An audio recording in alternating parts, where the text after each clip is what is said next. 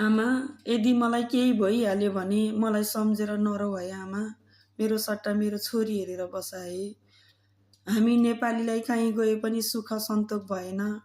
घरमै बसेर केही गरौँ भन्यो भने पनि नेताहरू एक आपसमा झगडा गर्छन्, कुर्सीको लागि लडाईँ गर्छन्। 12-13 वर्षको बच्चा पनि नभनिकन कन्चेटमा गोली ताकी ताकी मारेका हुन्छन्। परदेशमा आउँ, परदेशी मुलुकमा झगडा भइरहेको छ। थाहा छैन, आफ्नो जिउको सेप छैन आमा। परदेशमा बसौँ, जिउको ठेगान छैन। घरमा फर्क्यौँ, रोजगारी छैन। काकाको दुधे बालाका छोरी छोडेर आएको। यदि मलाई केही भइहाल्यो भने मेरो छोरीले म हो आमा भनेर चिन्दैन होला सायद।